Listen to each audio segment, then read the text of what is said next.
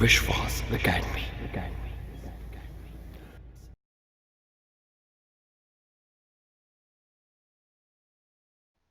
नमस्कार दोस्तों, मैं अजय सिंह तोमर विश्वास एकेडमी की ओर से मध्य प्रदेश जीके की सीरीज में आप सभी का स्वागत करता हूं।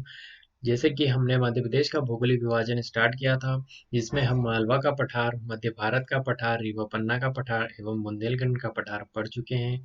आज हमें देखना है नर्मदा सोन घाटी, सतपुड़ा मैकाल पर्वत श्रेणी एवं बघेलखंड का पठार। तो चलिए शुरू करते हैं। तो नर्मदा सोन घाटी, जैसे कि नाम से ही स्पष्ट है, इसमें नर्मदा और सोन नदियों की जो घाटी या प्रवाह क्षेत्र है, उससे संबंधित क्षेत्र को यहाँ पर नर्मदा सोन घाटी में शामिल किया गया है। जैसा कि आप चित्र में देख सकते हैं, यह है नर्मदा का क्षेत्र और यह है सोन नदी का क्षेत्र। सोन नदी जो है अमरकंटक से निकलकर उत्तर पूर्व की ओर बहते हुए गंगा में जाकर मिल जाती है, जबकि नर्मदा नदी वो अमरकंटक से ही निकलकर पश्चिम की ओर बहते हुए अरब सागर में जाकर मिलती है। तो इन दोनों नदियों का जो अपवाह क्षेत्र है या प्रवाह क्षेत्र है, उसे इस नर्मदा सोन घाटी के अंतर्गत शामिल किया जाता है। सबसे पहले देखेंगे इसका क्षेत्रफल। ये कितने क्षेत्र मध्य प्रदेश के कितने बड़े भूभाग में यह नदी अपना प्रवाह क्षेत्र स्थापित करती है। तो देखेंगे यहाँ पर विंध्याचल और सतपुड़ा पर्वत श्रेणी के मध्य यह नदी बहती है। तो हम सभी जानते हैं, यहाँ से लेकर यहाँ तक जो पर्वत श्रेणी है उसे क्या नाम दिया जाता है? विंध्याचल। विंध्याचल पर्वत श्रेणी। जो इसके नर्मदा के दक्षिण में है वह है सतपुड़ा पर्वत श्रेणी, जो कहाँ तक जाती है? छत्तीसगढ़ तक जाती है। तो नीचे वाली कौन सी है? सतपुड़ा पर्वत श्रेणी। इन्हीं दोनों पर्वत श्रेणियों के मध्य जो नदी बहती है उसका नाम क्या है? नर्मदा नदी। और ये पश्चिम की ओर बहने वाली भारत की सबसे लंबी या बड़ी नदी भी है। तो याद रखना, ओवरऑल देखें तो यह भारत की पांचवी सबसे बड़ी नदी है, लेकिन पश्चिम की ओर बहने वाली यह भारत की सबसे बड़ी नदी है। साथ ही साथ ऐश्वर्य बनाने वाली भी यह भारत की सबसे बड़ी नदी है।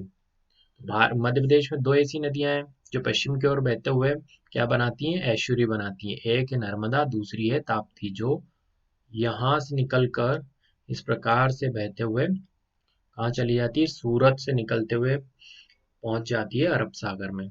ये दो नदियां।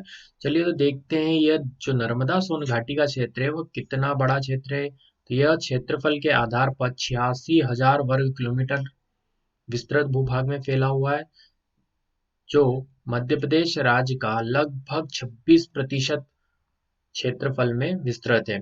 अर्थात जो मालवा का पठार था वो हमारा 28% भूभाग में विस्तृत था, यह 26% भूभाग में विस्तृत है। इसका अर्थ यह होता है कि यह जो क्षेत्र है, यह मालवा के पठार के पश्चात दूसरा सबसे बड़ा क्षेत्र है। तो याद रखिएगा, सीधा प्रश्न आता है कि मध्य प्रदेश का भौगोलिक विभाजन के आधार पर सबसे बड़ा क्षेत्र कौन सा है? मालवा का पठार है। और दूसरे क्रम की बात करेंगे तो वह कौन सा है?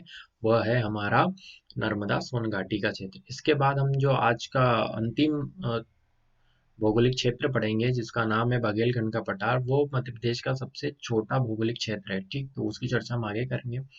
अब यहाँ देखते हैं हम कौन कौन से जिले इसके अंतर्गत शामिल किए जाते हैं। तो सबसे पहले देखेंगे हमारा जबलपुर जिला, जो नर्मदा सोन घाटी के अंतर्गत आता है।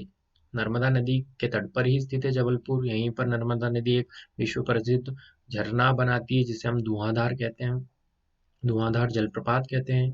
दूसरा है नरसिंहपुर जिला, होशंगाबाद जिला, हरदा जिला, खंडवा जिला, खरगोन जिला एवं बड़वानी। ये प्रमुख जिले हैं जो इस नर्मदा सोन घाटी के क्षेत्र में उपस्थित हैं।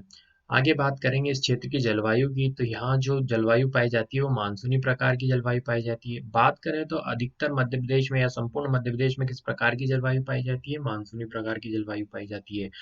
नर्मदा सोन घाटी के क्षेत्र में बात करेंगे तो गर्मियों में यहाँ अधिक गर्मी होती है, जबकि ठंड में यहाँ साधारण ठंड होती है। तो ये विशेष रूप से याद रखना है, गर्मी में तो अधिक गर्मी पड़ रही है क्योंकि जल भराव क्षेत्र है। अगर जल गर्मी में गर्म होता है और ठंडा भी आराम से होता है, मतलब इस समय लगता है ठंडा में। आप कहीं भी चले जाइए, पानी की बात करें तो जल की बात करें तो जल क्या होता है? तेजी से गर्म तो होता है, लेकिन ठंडे होने में वो काफी समय लेता है। ठीक, बात करें यहाँ वर्षा की, तो देखिए नर्मदा सोन घाटी का क्षेत्र जल की अत्यंत उपलब्धता होने के कारण जब बादल अन्य क्षेत्रों में वर्षा करके यहाँ आते हैं, तो जो प्यासे बादल होते हैं वो क्या होते हैं, इस क्षेत्र में आके रिचार्ज हो जाते हैं। ठीक, इस क्षेत्र में आके बादल क्या हो जाते हैं, रिचार्ज हो जाते हैं। फिर आगे इन्हें क्या मिल जाती है, ये बादल जब आगे पहुंचते विंध्याचल पर्वत श्रेणी मिल जाती है। तो उसी के दबाव के कारण यहाँ पर वर्षा कैसी होती है, औसतन 125 सेंटीमीटर से अधिक वर्षा होती है। ठीक, आगे बात करेंगे यहाँ की मिट्टी की। तो मिट्टी तो सामान्य तौर पर यहाँ काली मिट्टी ही पाई जाती है, लेकिन यह नर्मदा सोन घाटी का क्षेत्र है, यहाँ वर्ष भर पानी उपलब्ध रहता है। अब जो मिट्टी काली होती है, साधारण काली होती है, वो इस पानी की उपलब्धता के कारण कैसी होती है, गहरी काली दिखाई देने लगती है। तो हमें विशेष तौर पर याद रखना है, यहाँ की जो मिट्टी होती है नर्मदा सोन घाटी की, वो गहरी काली होती है। अब कैसे, आप अगर आपने सामान्य तौर पर अपने घरों में भी देखा होगा कि जो हमारी शर्ट्स होती हैं, जैसे ब्लैक शर्ट की खास तौर पर बात की जाए, तो जो ब्लैक शर्ट होती है अगर आप उसे धूप में सुखाते रहते हैं, काफी लंबे समय से सुखा रहे हैं, तो उसका रंग कैसा होता है, हल्का पड़ जाता है। लेकिन जब भी हम उसे धोकर सुखाने डालते हैं या धोते हैं, तब धोकर निचोड़ने के बाद उसका रंग हमें कैसा दिखाई देता है, गहरा काला। क्यों, पानी उसमें उपलब्ध है। इसीलिए यही जो हमारी साधारण मिट्टी थी, अब वो है पानी की उपलब्धता के कारण कैसी दिखाई देने लगी है, गहरी काली दिखाई देने लगी। तो इसको आप ध्यान रख सकते हैं कि नर्मदा जो सोन घाटी का क्षेत्र है, यहाँ पर मिट्टी कैसी पाई जाती है, गहरी काली मिट्टी पाई जाती है। आगे हम बात करेंगे फसलों की। तो पानी की उपलब्धता के कारण यहाँ पर कैसी फसल होती है, अधिकतर गेहूं की फसल उगाई जाती है। तो पानी चाहिए होता है गेहूं की फसलों को, आप सभी जानते हैं। इसके अलावा यहाँ कई क्षेत्रों में सरसों, धान धान भी आप देखते हैं तो पानी में रोपी जाती है। तो धान की फसल भी यहाँ प्रमुख तौर पर पाई जाती है। काली मिट्टी होने के कारण कपास की खेती भी यहाँ पर अधिक मात्रा में की जाती है। आगे हम देखते हैं खनिज पदार्थों की, कि इस क्षेत्र में किस प्रकार के खनिज पाए जाते हैं। तो आप सभी को पता होगा, यह जो जबलपुर का क्षेत्र है, ये अपने संगमरमर के लिए प्रसिद्ध है। क्योंकि जो नर्मदा नदी है वो संगमरमर की जो चट्टानें होती हैं उन्हीं के तो मध्य बहती है। तो यहाँ पर जो है जबलपुर में क्या पाया जाता है, संगमरमर अधिक मात्रा में पाया जाता है। इसके अलावा हम देखते हैं जिप्सम पाया जाता है। अब आपको पता होगा, जो कृषक होंगे, कृषक क्षेत्र से जुड़े हुए लोग हैं, वे जानते हैं कि जब भी हमारी मृदा में क्षारीयता अम्लता की मात्रा बढ़ जाती है, जब भी हमारी, तब हम कैल्शियम ऑक्साइड या बात करें चूने को मिलाया जाता है। किसको कम करने के लिए, अम्लता को कम करने के लिए। लेकिन जब मृदा हमारी क्षारीय हो जाती है, क्षारीय मतलब 7 से अधिक, पीएच मान की वैल्यू कितनी हो जाए, 7 से अधिक हो जाए, तो जब हमारी मृदा क्षारीय होती है तब हम उसमें जिप्सम का प्रयोग करते हैं। तो जिप्सम का प्रयोग कहाँ होता है, कृषि क्षेत्र में भी किया जाता है। कब किया जाता है, जब मृदा हमारी कैसी होती है, क्षारीय प्रकृति की होती है, तब हम जिप्सम मिलाकर उसको न्यूट्रल या उदासीन बनाते हैं। ठीक, आगे हम बात करेंगे कोरंडम। तो इस क्षेत्र में कोरंडम की भी उपलब्धता देखने को मिलती है। अब ये कोरंडम क्या है, तो कोरंडम जो है वो एल्यूमिनियम का ऑक्साइड होता है। ठीक, अब एल्यूमिनियम तो आप सभी को पता है, या इलेक्ट्रिसिटी में इसका उपयोग होता है। और पृथ्वी पर जो सर्वाधिक मात्रा में पाए जाने वाली धातु है वो भी कौन सी है, एल्यूमिनियम है। आगे हम बात करेंगे, अब ये जो कोरंडम है वो कहाँ प्राप्त होता है, तो ये सीधी जिले के ईपरी परकोटा क्षेत्र में ये प्राप्त किया जाता है। आगे हम बात करें तो चूना पत्थर की। तो चूना पत्थर आपको जबलपुर, कटनी और सतना में अधिकतर देखने को मिलता है। चूना पत्थर से ही सीमेंट बनाया जाता है, हम सभी को पता है। ठीक है, इसीलिए जबलपुर, सतना और कटनी में सीमेंट उद्योग अत्यंत प्रचलित है। आगे बात करें तो संगमरमर, तो भेड़ाघाट संगमरमर के लिए प्रसिद्ध है। और इसके अलावा जो होशंगाबाद है वहाँ पर टंगस्टन प्राप्त होता है। अब ये टंगस्टन क्या है, तो टंगस्टन का उपयोग आपने देखा होगा, जो बल्ब में फिलामेंट लगे होते हैं उनमें प्रयोग किया जाता है। ठीक है, तो ये होते हैं हमारे नर्मदा सोन घाटी के प्रमुख खनिज पदार्थ। इसके बाद हम बात करेंगे नर्मदा सोन घाटी में नदियों की। तो नाम से स्पष्ट है, दो नदियां। तो नर्मदा सोन घाटी में नर्मदा नदी जो पूर्व से पश्चिम की ओर बहती है, और जो मध्य प्रदेश की सबसे बड़ी नदी है, और पवित्रता के आधार पर मध्य प्रदेश की गंगा कही जाती है। ठीक है, पवित्रता के आधार पर कह रहा हूं मैं। अगर हम प्रदूषण स्तर पर बात करें या biological oxygen, BOD, biological oxygen oxygen demand के स्तर पर बात करेंगे, तो मध्य प्रदेश की गंगा किसे कहा जाता है, बेतवा नदी को कहा जाता है। लेकिन हम यहाँ बात करें पवित्रता के आधार पर, तो पवित्रता के आधार पर मध्य प्रदेश की सबसे प्रमुख नदी कौन सी है, नर्मदा। और सबसे बड़ी और लंबी नदी भी कौन सी है, नर्मदा। मध्य प्रदेश में ये 1077 किलोमीटर बहती है, और कुल मिलाकर इसकी लंबाई कितनी है, 1312 किलोमीटर या 1312 किलोमीटर। ठीक है, ये 3 राज्यों से होकर बहती है। एक है मध्य प्रदेश, दूसरा है महाराष्ट्र, और तीसरा राज्य है गुजरात। गुजरात में ही यह जाकर अरब सागर में मिल जाती है। इसके अलावा बात करें, इसी क्षेत्र में एक और नदी है। यह नदी कौन सी है, जोहिला जी, यह भी अमरकंटक से ही निकलती है। और इस प्रकार से बहते हुए आगे जाकर सोन नदी में मिल जाती है। तो सोन नदी की जो सबसे बड़ी सहायक नदी है वह कौन सी नदी है? जोहिला है। ठीक। और यह सोन नदी है। सोन नदी उत्तर पूर्व की ओर बहते हुए उत्तर प्रदेश के सोनभद्र जिले में प्रवेश करते हुए आगे पटना बिहार में जाकर, कहाँ? पटना बिहार में जाकर यह गंगा नदी में मिल जाती है। तो ये किसकी सहायक नदी हो गई? गंगा नदी की। ठीक है। और याद रखना, दक्षिण की ओर से मिलने वाली है गंगा की सबसे बड़ी सहायक नदी है। तो सोन नदी हमारी गंगा की सबसे बड़ी सहायक नदी है। किस ओर से? दक्षिण की ओर से मिलने वाली। तो यह भी एक हमारा विशेष तथ्य बन जाता है। तो ये हमें याद रखना है। 3 प्रमुख नदियां हैं जो इस क्षेत्र में बहती हैं। इसके अलावा हम जनजातियों की बात करें तो इस क्षेत्र में भील जनजाति पाई जाती है, जो मध्य प्रदेश की सबसे बड़ी जनजाति भी है। इसके अलावा भिलाला है, कोरकू है, गोंड है। गोंड जो है वो भारत की सबसे बड़ी जनजाति है, जबकि मध्य प्रदेश में इसका स्थान दूसरा है। बेगा है। बेगा जो है इस क्षेत्र में अधिकतर पाई जाती है। इस जो क्षेत्र दिखाई दे रहा है मध्य प्रदेश का जो दक्षिण पूर्वी इलाका है, यहाँ पर बेगा जनजाति पाई जाती है। बेगा जनजाति वही जनजाति है जो मध्य प्रदेश में भारत सरकार द्वारा 3 अति पिछड़ी जनजातियां जो चिन्हित की गई है उनमें से एक है बेगा जनजाति। एक जनजाति है, 3 में से एक जनजाति है सहारिया। सहारिया।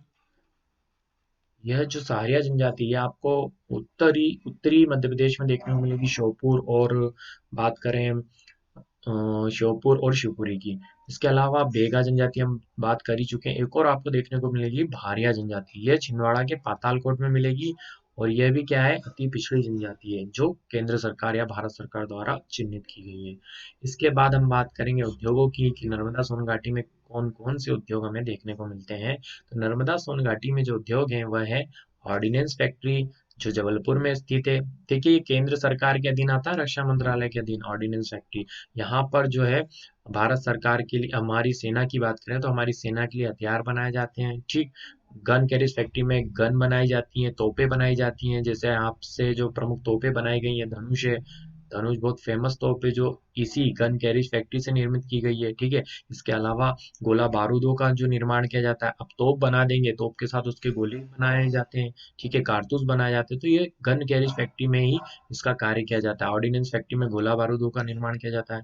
इसके अलावा हैवी व्हीकल फैक्ट्री है। अब सेना को इधर से उधर जो आवागमन होता है, सैन्य आवागमन, उसके लिए हमें हैवी व्हीकल्स की आवश्यकता होती है, जिसे हम पहले तो विदेशों पर डिपेंड किया करते थे, लेकिन आज फिलहाल में भारत ने इस क्षेत्र में बहुत अग्रणीय सफलता हासिल करी है और हैवी व्हीकल फैक्ट्री है जबलपुर में स्थित। यह क्या कर रही है? जो हमारे युद्धक जो वाहन होते हैं या फिर सैन्य वाहन जो होते हैं उनका निर्माण कार्य कर रही है। इसके बाद बात करेंगे सिक्योरिटी पेपर मिल। ये कहाँ मिलेगी? होशंगाबाद में। यह भी केंद्र सरकार के अधीन अ, कारखाना है सिक्योरिटी पेपर मिल। यहाँ पर जो विशेष पेपर बनाए जाते हैं, जैसे अगर कोई भारत सरकार का पेपर है, जैसे अगर हम बात करें रजिस्ट्री के लिए आपने देखा होगा एक विशेष पेपर आता है। ठीक है। उस प्रकार के जो पेपर होते हैं, या फिर आप कभी शपथ पत्र बनवाने जाते हैं तब आपने जो देखा होगा, वह जो इस प्रकार के जो नोटरी वाले पेपर होते हैं ये सारे कहाँ बनते हैं? ये होशंगाबाद में बनते हैं। ठीक है। इसके अलावा जो नोट छापने वाले पेपर होते हैं वह उनका भी निर्माण कहाँ होता है? ये सिक्योरिटी पेपर मिल होशंगाबाद में किया जाता है। इसके बाद हम चलिए चर्चा करते हैं पर्यटनों की। तो नर्मदा सोन घाटी में कौन कौन से पर्यटन स्थल स्थित है? तो यहाँ पर आपको देखने को मिलेगा भेड़ा घाट, जो विश्व प्रसिद्ध है। ठीक। यहाँ पर क्या है भेड़ा घाट में? इस प्रकार से ये संगमरमर की जो है, संगमरमर की चट्टाने हैं। किसके? और नर्मदा के दोनों ओर आपको ऊंची ऊंची संगमरमर की चट्टाने मिलेंगी और इन्हीं चट्टानों के मध्य कौन सी नदी बहती है? नर्मदा नदी। तो ये जो सुंदर दृश्य है ये आपको देखने को मिलेगा कहाँ पर? भेड़ा घाट में देखने को मिलेगा। भेड़ा घाट कहाँ स्थित है? यह जबलपुर में स्थित है। आपने एक मूवी भी देखी होगी मोहनजोदाड़ो, उसमें भी जब मगरमच्छ को ऋतिक रोशन पकड़ रहा होता वो यही फिल्माया गया सीन है। इसी क्षेत्र में फिल्माया गया है वो सीन, तो आप उस मूवी में भी देख सकते हैं इस प्रकार को। यह जो है सफेद संगमरमर से निर्मित चट्टाने हैं। ठीक है। और ये कहाँ पाई जाती है? ये भेड़ा घाट में विशेष तौर पर पाई जाती है। ठीक। नर्मदा जो नदी है वो कहाँ है? वो बहती है आपकी भ्रंश घाटी में। कैसे?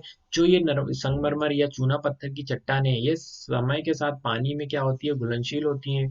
और जो नर्मदा नदी है उसके वेग से ये क्या होती है? घुलती चली जाती है। इसीलिए जो नर्मदा नदी है वो किसमें बहती है? भ्रंश घाटियों में बहती है, और ये क्या बनाती है? गॉर्ज बनाती है। इस प्रकार से घाटियों की गहराई क्या है? समय के साथ बढ़ती जा रही है। याद रखना, नर्मदा जो नदी है वो किसमें बहती है? घाटी में बहती है। घाटी में बहने के कारण इसका वेग कैसा है? तीव्र वेग से बहती है। तीव्र वेग से बहते हुए ये समुद्र में मिलने से पहले किसी भी प्रकार के अवसादों का जमाव नहीं करती है, और सीधे के सीधे जाकर किससे मिल जाती है? समुद्र से मिल जाती है। ये किसी प्रकार की वितरिकाओं या शिप्रिकाओं में विभाजित नहीं होती है, इसीलिए यह डेल्टा ना बनाकर क्या बनाती है? एस्चुरी बनाती है। तो याद रखना, भारत की सबसे बड़ी नदी जो एस्चुरी बनाती है वो कौन सी है? नर्मदा। इसके अलावा ताप्ती नदी है जो क्या बनाती है? एस्चुरी बनाती है। दोनों ही नदियां मध्य प्रदेश में बहती हैं, ठीक, या मध्य प्रदेश में उद्गमित होती हैं। आगे हम बात करेंगे पर्यटन स्थलों में ही धुआंधार जलप्रपात। काफी नाम सुना होगा आपने धुआंधार जलप्रपात। ये 13-14 मीटर ऊंचाई से पानी गिरता है, और जब पानी गिरता है तो वो वेपर्स के फॉर्म में चारों तरफ फैल जाता है, और जो वेपर्स के फॉर्म में जब चारों तरफ फैलता है तो ऐसा लगता है कि धुंध या बादलों का निर्माण करता है। तो यह जो दृश्य होता है काफी रमणीक और सौंदर्य दृश्य होता है, इसीलिए धुआंधार जो जलप्रपात है नाम से प्रसिद्ध है धुआंधार, क्योंकि यहाँ पर धुआं जैसी छटा फैल जाती है चारों तरफ। तो याद रखिएगा, यह है हमारा जबलपुर में स्थित धुआंधार जलप्रपात। इसके बाद हम बात करेंगे तो नर्मदा नदी के किनारे ही बसा हुआ है बड़वानी। ठीक है, बड़वानी में एक प्रसिद्ध स्थान है जिसका नाम है 52 गजा। ठीक है, 52 गजा। 52 गजा का मतलब होता है 52 गज।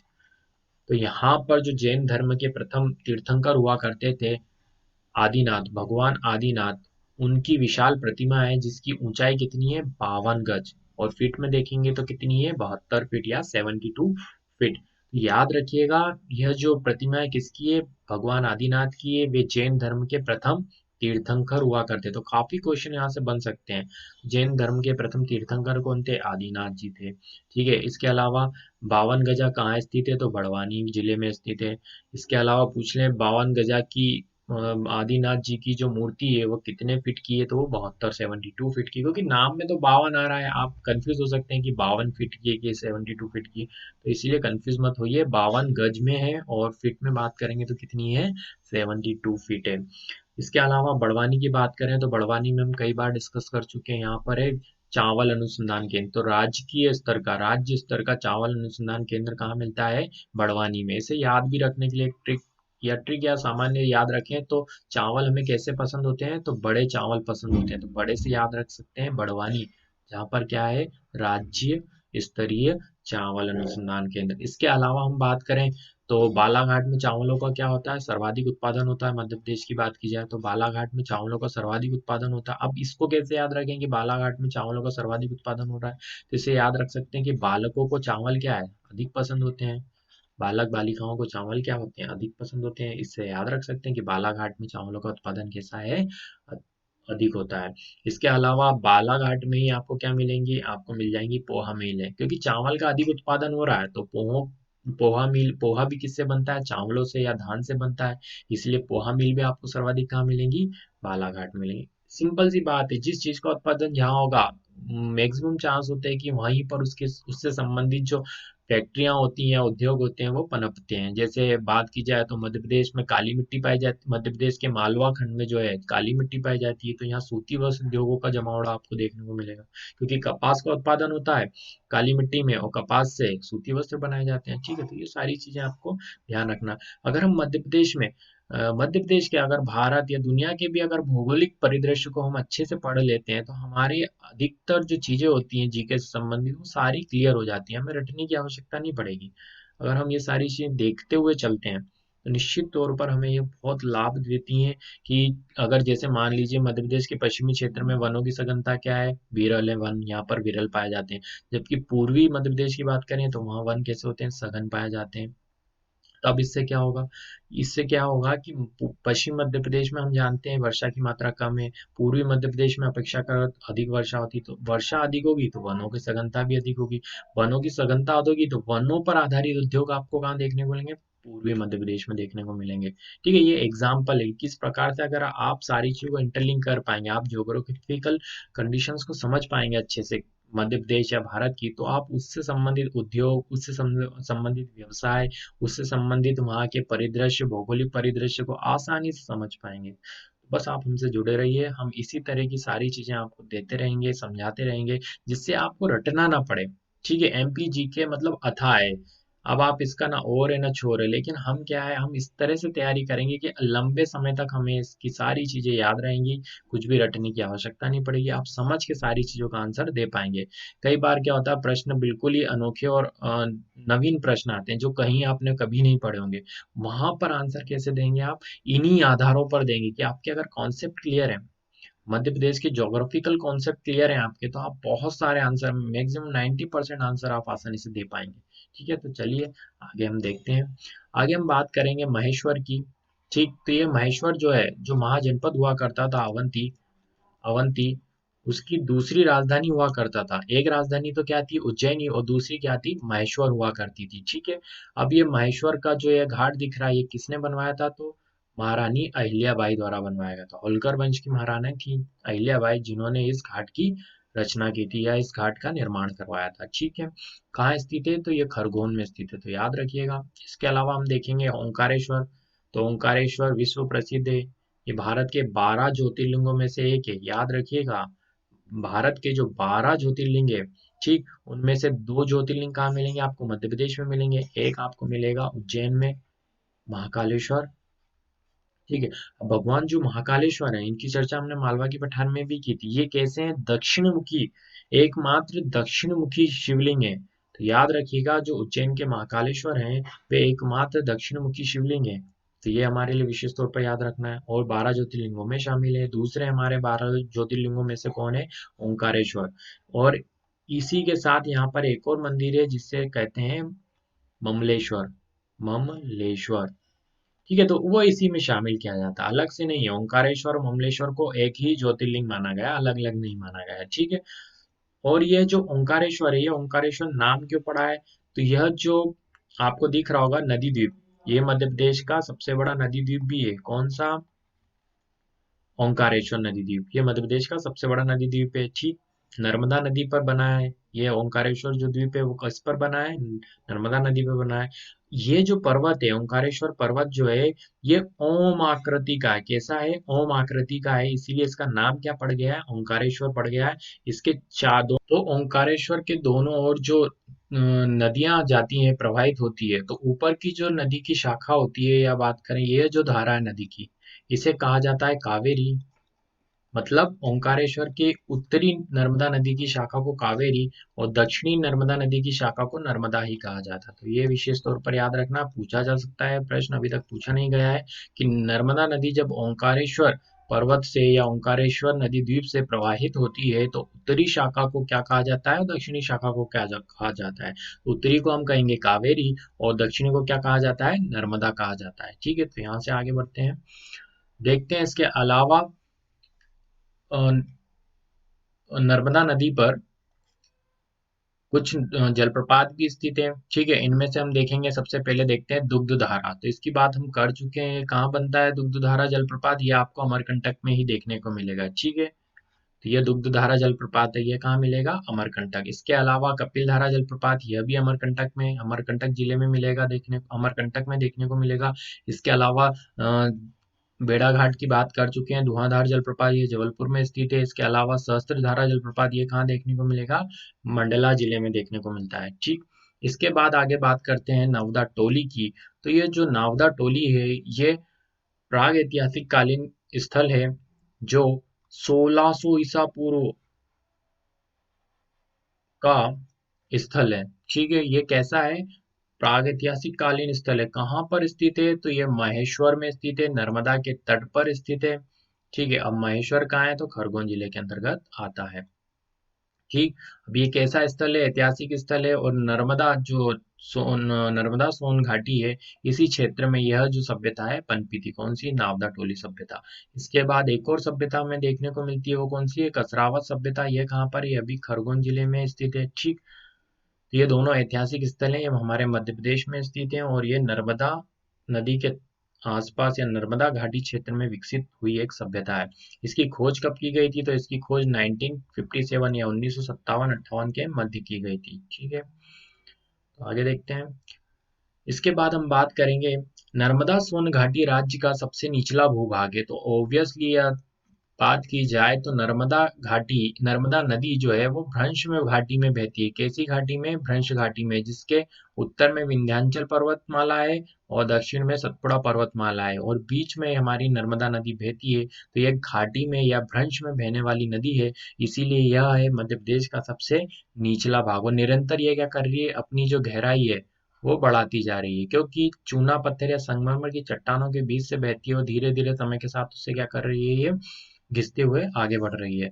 आगे बात करेंगे नर्मदा सोन नदी घाटी का निर्माण किसके द्वारा हुआ है, तो भूगर्भीय हलचलों के कारण। अब आपको पता होगा हमारी जो पृथ्वी है इस पर कई सारी प्लेट्स हैं, महाद्वीपीय और महासागरीय प्लेट्स हैं। अब ये जो प्लेट है वो किस पर तैरती हैं, पिघले हुए मैग्मा या लावा पर तैर रही हैं। ठीक, पृथ्वी के जो भीतरी स्थल है वो कैसा है, पिघला हुआ है। ठीक, सबसे अंदर ठोस है, उसके ऊपर पिघला हुआ और फिर क्या है, ठोस है। तो जो हमारी जो प्लेट्स हैं पृथ्वी के ऊपर, जो महासागरीय महाद्वीपीय प्लेटें, वो इसी पिघले हुए मैग्मा पर तैर रही हैं। अब इनमें क्या होती है, भूगर्भीय हलचलें होती है और समय के साथ इनमें क्या होता है, दरारें भी उत्पन्न होती हैं। अब दरारें उत्पन्न होने के कारण ये जो खाली स्थान रह जाता है, यही क्या होता है, हमारा भ्रंश। ठीक, इस प्रकार से इस भ्रंश घाटी का निर्माण हुआ है। आगे बात करें तो यह मालवा के पठार के बाद मध्य प्रदेश का दूसरा सबसे बड़ा भौगोलिक प्रदेश भी है। तो ये बात हम कर चुके हैं कि मालवा का जो पठार है वह मध्य प्रदेश के 28% भूभाग पर विस्तृत है, जबकि जो हमारा नर्मदा सोन घाटी क्षेत्र है यह 26% भूभाग पर विस्तृत है। इसीलिए जो प्रथम है स्थान पर है वो कौन सा है, मालवा का पठार है। जबकि मध्य प्रदेश के दूसरा सबसे बड़ा भौगोलिक भाग कौन सा हो जाता है, हमारा नर्मदा सोन घाटी। ठीक, अब जैसे कि मालवा का पठार वो अत्यंत उपजाऊ पठार है, या वह जो भौगोलिक क्षेत्र है मध्य प्रदेश का अत्यंत उपजाऊ भौगोलिक क्षेत्र है।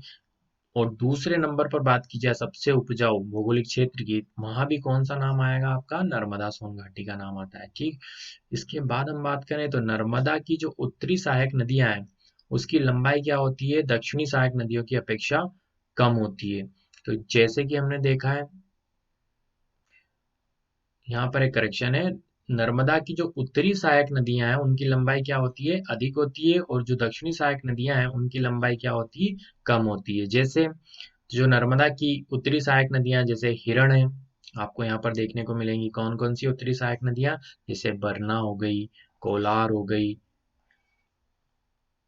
बरना हो गई, कोलार हो गई, मान नदी हो गई, हिरण नदी हो गई। तो ये जो उत्तरी सहायक नदियां हैं, जैसे चंद्रकेशर, मान, हथनी, ऊटी, कन्हार, बरना, हिरण, ये जो उत्तरी सहायक नदियां नर्मदा की, ये कैसी हैं, कम लंबी है किसकी अपेक्षा, ये कैसी हैं, अधिक लंबी हैं किसकी अपेक्षा, दक्षिणी सहायक नदियां की। और दक्षिणी सहायक नदियां कौन कौन सी हैं, तो ये है बंजर, शेर, शक्कर, दूधी, तवा, बरनार, गंजाल। ये कौन सी हैं, नर्मदा की दक्षिणी सहायक नदियां हैं। ये नर्मदा को दक्षिण से आकर मिलती हैं। ये है नर्मदा नदी, याद रखना। कई बार ये प्रश्न आ चुका है कि निम्नलिखित में से कौन सी नदी नर्मदा के बाएं तट से आकर मिलती है। तो नर्मदा पूर्व से पश्चिम की ओर बह रही है, तो आप अपना मुख पूर्व दिशा में रखिए, पश्चिम दिशा में रखिए, और देखिए आपका जो दाहिना हाथ होगा वो नर्मदा का दायां तट होगा, और जो आपका बाहिना हाथ होगा, बायां हाथ होगा, वो नर्मदा का बायां तट होगा। तो ऐसे याद रख सकते हैं आप। नर्मदा की दाहिने ओर से मिलने वाली सहायक नदियां कौन कौन सी हैं, तो नर्मदा की दाएं ओर से सहायक नदियां जो है उनकी संख्या 19 है। क्रम भी ये नंबर भी पूछ लिया जाता है आपसे कि नर्मदा के उत्तरी तट से मिलने वाली नदियों की संख्या कितनी है, तो उनकी संख्या है 19। या नर्मदा के दाएं तट से मिलने वाली नदियों की संख्या कितनी है, 19 है। और बाएं तट से मिलने वाली नदियों की संख्या कितनी है, 22 है। तो ये संख्या भी आपको विशेष तौर पर याद रखना है, यह भी पूछा जाता है। नदियों के नाम भी याद रखना। हम सारी नदियों के नाम तो नहीं चर्चा करेंगे, विशेष नदियों के जैसे हिरण हो गया, है ना, हथनी हो गया, ऊटी हो गया, इस प्रकार से जो जानवरों के नाम है तो आपको कहाँ से मिल रही हैं, वो दाएं तट से मिल रही हैं। और दाएं तट की नदियों की लंबाई क्या होती है, अपेक्षाकृत अधिक होती है। जबकि बाएं तट से मिलने वाली नदियां कौन कौन सी हैं, बाएं तट की जैसे शक्कर हो गया, दूध हो गया, तवा हो गई, है, शेर हो गई, बंजर हो गई, तो ये दाएं तट की नदियां हैं। उनकी कुल संख्या कितनी है, 22 है। और इनकी लंबाई कैसी है, उत्तर की अपेक्षा अपेक्षाकृत कम होती है। तो इसकी लंबाई कैसी है, इन नदियों की लंबाई अपेक्षाकृत कम होती है। ठीक है, आगे बढ़ते हैं। अब हम बात करेंगे बघेलखंड के पठार की। ठीक, तो जो बघेलखंड का पठार है, ये मध्य प्रदेश के कहाँ स्थित है? आपको दक्षिण पूर्व या पूर्वी भाग में स्थित है। इसका कुछ क्षेत्रफल आपको कहाँ मिलेगा? छत्तीसगढ़ में मिलेगा। तो अधिकतर जो बघेलखंड का पठार का जो क्षेत्रफल है या मुख्य भाग है, वो कहाँ मिलेगा आपको? छत्तीसगढ़ राज्य में मिलेगा। मध्य प्रदेश में इसका विस्तार कितने क्षेत्रफल में है? तो 25,000 वर्ग किलोमीटर क्षेत्र में यह क्या है? विस्तृत है। तो यह प्रतिशत मात्रा में देखा जाए तो ये मध्य प्रदेश के कुल भौगोलिक क्षेत्र का 7% होता है। अर्थात मध्य प्रदेश के कुल भौगोलिक क्षेत्र का 7% होने के साथ ही यह मध्य प्रदेश का सबसे छोटा भौगोलिक क्षेत्र है। यह मध्य प्रदेश का सबसे छोटा पठार भी है। तो यही बात है यहाँ पर। ठीक, इसके बाद हम बात करेंगे निर्माणकारी चट्टानों की। तो ये किन चट्टानों से मिलकर बना है? तो मध्य प्रदेश का जो पूर्वी पठार या बघेलखंड का पठार है, वो आर्कियन युग की चट्टानें, जुरासिक युग की चट्टानें से मिलकर बना है। अब आर्कियन युग की चट्टानें कैसी होती हैं? तो इसमें आणविक खनिजों की उपलब्धता देखी जाती है, जैसे यूरेनियम, थोरियम, इस प्रकार के खनिजों की उपलब्धता किसमें मिलेगी? आपको आर्कियन चट्टानों में मिलेगी। जुरासिक युग मतलब जहाँ पर डायनासोर जैसे जानवर हुआ करते थे, विशालकाय जानवर हुआ करते थे, वो युग कौन सा था? जुरासिक युग था। इसके बाद बात करेंगे, यहाँ पर आपको गोंडवाना क्रम की चट्टानें भी देखने को मिलती है। अब गोंडवाना क्रम की चट्टानों की क्या विशेषता है? तो गोंडवाना क्रम की चट्टानों में आपको क्या मिलते हैं? कोयले के भंडार मिलते हैं। और इस क्षेत्र में आपको क्या मिलेगा? कोयले के भंडार मिलेंगे। इसके दो रीजन और मैं आपको बता देता हूँ, आप कभी नहीं भूलेंगे यहाँ पर कोयले के भंडार पाए जाते हैं। पहला तो है कि आपको इतना पता है कि मध्य प्रदेश का जो पश्चिमी क्षेत्र है, यहाँ पर वर्षा क्या होती है?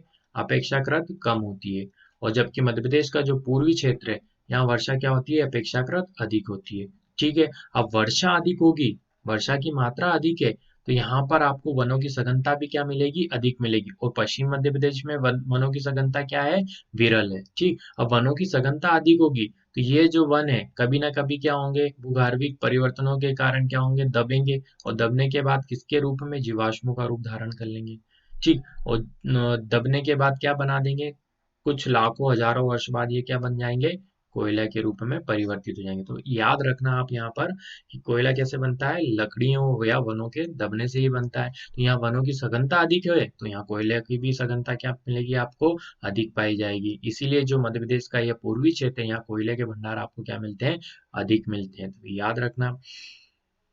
यहाँ पर बात करेंगे हम, जो सर्वाधिक कोयले के भंडार आपको मिलते हैं देखने को, वो कहाँ मिलेंगे? सिंगरौली को में मिलेंगे। इसीलिए सिंगरौली को कहा जाता है मध्य प्रदेश की ऊर्जा राजधानी, क्योंकि सिंगरौली में आपको मिल जाएगा Vindhyachal super thermal power plant. जो Vindhyachal super thermal power plant है, वो एनटीपीसी के सहयोग से स्थापित किया गया है। अब ये एनटीपीसी क्या है? तो ये नेशनल थर्मल पावर कॉरपोरेशन है, जो भारत सरकार की एक कंपनी है। ठीक, उसी के द्वारा संचालित हो रहा है सिंगरौली में Vindhyachal super thermal power plant, जो कहाँ पर है? बेठन में। सिंगरौली के कौन से स्थान पर है? बेठन में स्थित है। ठीक है, इसीलिए मध्य प्रदेश की ऊर्जा राजधानी किसे कहा जाता है? सिंगरौली को, क्योंकि यहाँ पर पाए जाते हैं सर्वाधिक कोयले के भंडार।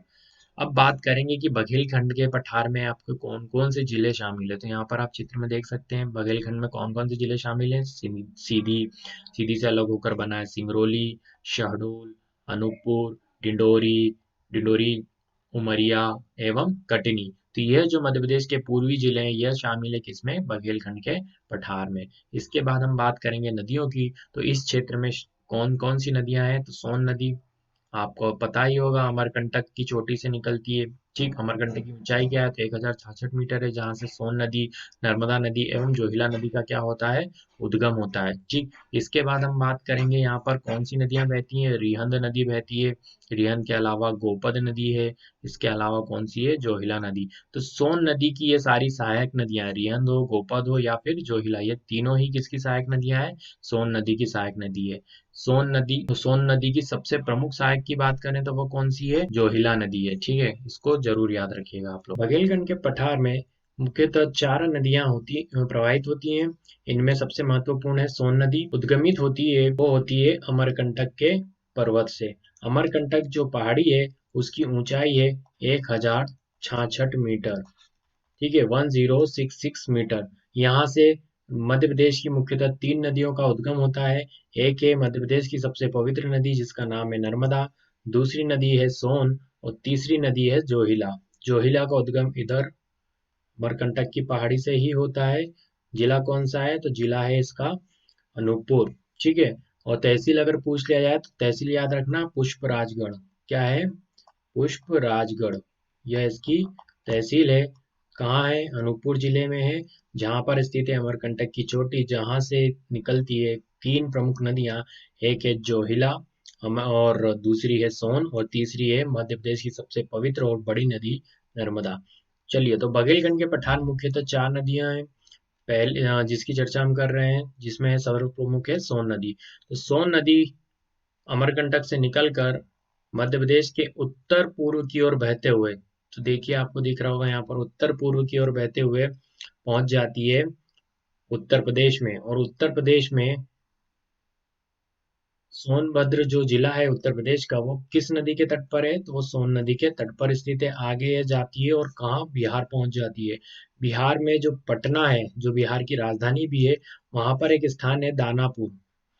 दानापुर में यह गंगा नदी से मिल जाती है। तो ये याद रखना हमें, कहाँ किससे मिलेगी? दानापुर, बिहार, पटना में जाकर यह सोन नदी किससे मिलती है? गंगा नदी से मिल जाती है। तो एक बात याद रखना है, जो गंगा नदी के दक्षिणतम तट से मिलने वाली सोन नदी जो है सबसे बड़ी सहायक नदी है, या गंगा नदी के दाएं तट से मिलने वाली सोन नदी सबसे बड़ी सहायक नदी। तो ये याद रखना, गंगा की सबसे बड़ी दाएं तट वाली सहायक नदी कौन सी है? सोन नदी। जो कहाँ से उद्गमित होती है? मध्य प्रदेश से। और अधिकतर कहाँ पर प्रवाहित होती है? मध्य प्रदेश में, उसके बाद उत्तर प्रदेश, और फिर लास्ट में बिहार के दानापुर में जाकर यह कहाँ मिल जाती है? गंगा नदी से मिल जाती है। अब जो सोन नदी है, इसकी भी कई सारी सहायक नदियां हैं। तो इसमें सबसे प्रमुख जो सहायक नदी है उसका नाम क्या है? जोहिला। तो इसकी सबसे प्रमुख सहायक नदी है जोहिला, जो खुद अमरकंटक से उद्गमित होती है। और यह भी उत्तर पूर्व की ओर बहते हुए शहडोल के पास ये किस में मिल जाती है जाकर? सोन नदी में मिल जाती है। शहडोल में ही देवलोध में सोन नदी पर एक परियोजना बनाई गई है, देवलोध, जिसका नाम है बाण सागर परियोजना। तो ये बहुत महत्वपूर्ण परियोजना है, इसको याद रखना है, बाण सागर परियोजना। वैसे तो जब हम नदी पढ़ेंगे तब इसके बारे में डिटेल से पढ़ेंगे। बाण सागर परियोजना 14 मई 1978 में ये शिलान्यास किया गया था। तत्कालीन प्रधानमंत्री थे मोरारजी देसाई। ठीक है। तो 1978 या 1978 में भारत के तत्कालीन प्रधानमंत्री कौन थे? मोरारजी देसाई। उनके द्वारा ही इस परियोजना का शिलान्यास रखा गया था। लेकिन यह परियोजना जो पूर्ण हुई थी, तब भारत के पूर्व प्रधानमंत्री अटल बिहारी वाजपेयी बिहारी वाजपेयी द्वारा इसका उद्घाटन कब किया गया था? 2006 में किया गया था। तब यहाँ पर मुख्यमंत्री कौन हुआ करते थे? शिवराज सिंह चौहान। तो उनके कार्यकाल में इस नदी जो परियोजना है, बाण सागर परियोजना सोन नदी पर जो विकसित की गई है, उसका उद्घाटन कब किया गया था? 2006 में अटल बिहारी वाजपेयी द्वारा। और किसका शासन था मध्य प्रदेश में? तब थे शिवराज सिंह यहाँ के मुख्यमंत्री। ठीक है। तो ये इसकी महत्वपूर्ण परियोजना है। वैसे नदियों में हम इसकी और भी महत्वपूर्ण परियोजनाओं के बारे में चर्चा करेंगे, लेकिन सबसे महत्वपूर्ण याद रखना कौन सी परियोजना है? बाण सागर परियोजना। इसके बाद हम देखते हैं इसकी दूसरी महत्वपूर्ण नदी और सहायक नदी है गोपद। यह है गोपद नदी, जो भी इसको किस ओर से? तो दाएं तट से आकर मिल रही है सोन नदी से। ठीक, सिंगरौली और सीधी के मध्य ये मिलती है। आगे हम बात करेंगे रिहन नदी की। तो रिहन इसकी महत्वपूर्ण सहायक नदी है सोन नदी की, जो मतीरंगा पर्वत, जो कहाँ स्थित है? छत्तीसगढ़ राज्य में। यह मतीरंगा पर्वत से निकलती है। कौन सी नदी? रिहंद नदी। यह मतीरंगा पर्वत चोटी की जो ऊंचाई है वो कितनी है? 1100 मीटर। यहाँ से ये रिहंद नदी निकलती है और इस प्रकार से दाएं तट से सोन नदी पर जाकर मिल जाती है। अब जो ये रिहंद नदी है, यह भी बहुत महत्वपूर्ण है हमारे लिए। इस पर स्थित है रिहंद परियोजना। तो याद रखना हमें, बहुत महत्वपूर्ण परियोजना है। रिहंद नदी पर स्थित है रिहंद परियोजना। रिहंद परियोजना पर ही एक रिजर्वायर है, या कृत्रिम झील है, जो भारत की सबसे बड़ी कृत्रिम झील है। याद रखिएगा, भारत की सबसे बड़ी कृत्रिम झील है, जिसका नाम क्या है? तो इसका नाम है वल्लभ पंत सागर। वल्लभ पंत सागर। यह भारत की सबसे बड़ी कृत्रिम झील है, जिसका नाम है वल्लभ पंत, गोविंद वल्लभ पंत सागर है। याद रखना, इनका नाम जो है गोविंद वल्लभ पंत सागर। इनके बारे में विशेष बात यह है, जो यह झील का नाम रखा गया है गोविंद वल्लभ पंत सागर, यह उत्तर प्रदेश के पहले मुख्यमंत्री के नाम पर रखा गया था। याद रखना, गोविंद बल्लभ पंत जो थे वो उत्तर प्रदेश के प्रथम मुख्यमंत्री भी थे, तो उन्हीं के नाम पर इस झील का नाम क्या रखा है, गोविंद बल्लभ पंत सागर। तो ये हमें जीके के प्रश्नों में यह प्रश्न हमें अधिकतर मिलता है, जिसे हमें याद भी रखना है। तो उत्तर प्रदेश की सबसे बड़ी और संपूर्ण भारत की सबसे बड़ी कृत्रिम झील कौन सी है, गोविंद वल्लभ पंत सागर। और ये किस नदी पर है, तो रिहंद नदी पर स्थापित की गई है। ठीक है, इसके बाद हम बात करेंगे, तो यह भी सोन नदी का एक चित्र है। आगे हम देखते हैं बघेलखंड पठार की जलवायु के बारे में। तो सबसे पहले आगे हम देखते हैं बघेलखंड पठार की जलवायु के बारे में। तो यहाँ भी जो जलवायु होती है वो किस प्रकार की जलवायु होती है, मानसूनी प्रकार की जलवायु होती है। ठीक है, मानसूनी जलवायु होती है। और यहाँ पर जो गर्मी के समय साधारण गर्मी और ठंड के समय साधारण ठंड होती है। तो यहाँ पर भी सम प्रकार की जलवायु पाई जाती है, जैसे कि मालवा के पठार में हमने देखा था। यहाँ पर किस प्रकार की जलवायु है, सम जलवायु। यहाँ गर्मी में साधारण गर्मी और ठंड की ऋतु में साधारण ठंड पड़ेगी। क्योंकि ये मध्य प्रदेश के पूर्वी क्षेत्र में, और हम चर्चा कर चुके हैं पहले भी, मध्य प्रदेश के पूर्वी क्षेत्र में पश्चिम क्षेत्र की अपेक्षा वर्षा क्या होती है, अधिक होती है। तो यहाँ जो वर्षा होती है वो 125 सेंटीमीटर से लेकर 155 सेंटीमीटर के मध्य होती है। तो इस क्षेत्र में वर्षा अधिक आपको देखने को मिलेगी।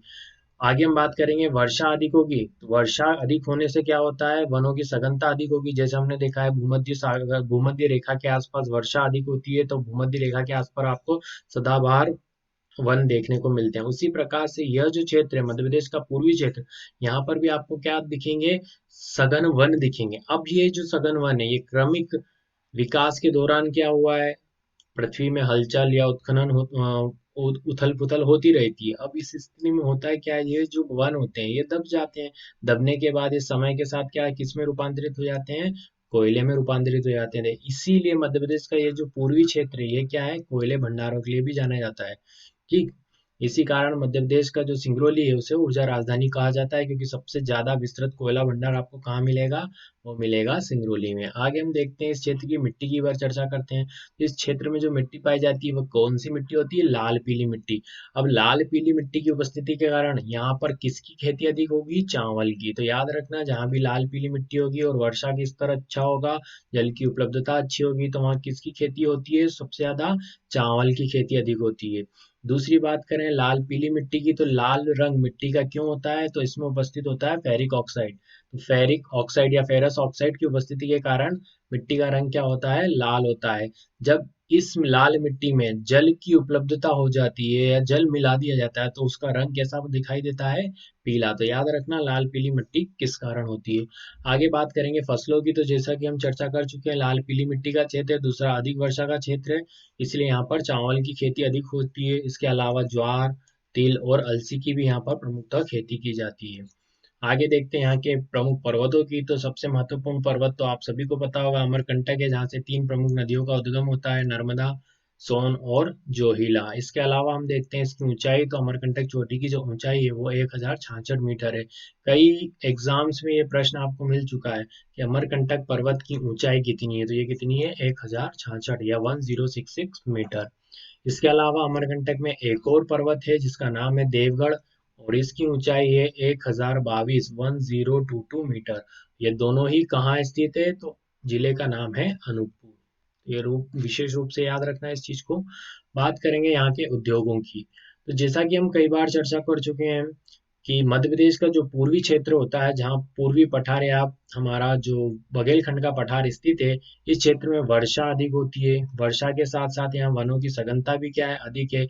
अब जब वनों की सघनता अधिक है, तो यहाँ के जो व्यवसाय होगा या उद्योग होंगे वो किस पर आधारित होने चाहिए, वनों पर आधारित होने चाहिए। ठीक है, तो इसीलिए आपको यहाँ पर मिलता है ओरिएंट पेपर मिल। ठीक, अब आप सभी को पता होगा पेपर का निर्माण किससे किया जाता है, या कागज का निर्माण किससे किया जाता है, तो यह वनों से ही होता है। याद रखना, लकड़ी से ही किया जाता है। तो कहीं ना कहीं कागज उद्योग भी किस पर निर्भर है, वनों पर निर्भर है। इसीलिए जो ओरिएंट कंपनी है ये एक प्राइवेट कंपनी है, इसके द्वारा यहाँ पर एक पेपर मिल या पेपर उद्योग या पेपर व्यवसाय स्थापित किया गया। कहाँ किया गया है, तो शहडोल में। जिला कौन सा है, शहडोल, और शहडोल का स्थान है आमलाई, जहाँ पर यह पेपर मिल स्थापित की गई है। इसके अतिरिक्त हम देखेंगे यहाँ पर है विंध्याचल ताप विद्युत गृह। ठीक, तो यह आपको चित्र में दिख रही होगी पेपर मिल, ये कहाँ है, ओरिएंट पेपर मिल। स्थान आपको दिख रहा होगा अमलाई, और जिला कौन सा है, शहडोल। इसके बाद हम बात करें विंध्याचल ताप विद्युत गृह की, तो यह है विंध्याचल ताप विद्युत गृह। ठीक है, यह क्या है, तो यह चिमनी है। तो आप सभी को पता होगा कि जब भी ताप विद्युत गृह की बात होगी, तो यह ताप विद्युत गृह किस ईंधन पर आधारित होते हैं, तो ये आधारित होते हैं कोयले पर। ठीक है, तो कोयले को जलाकर क्या किया जाता है, पानी गर्म किया जाता है, इस पानी से उत्पन्न की जाती है भाप, और यह जो भाप होती है यह चलाती है, या वेपर्स, यह क्या चलाती है, टरबाइन को घुमाती है।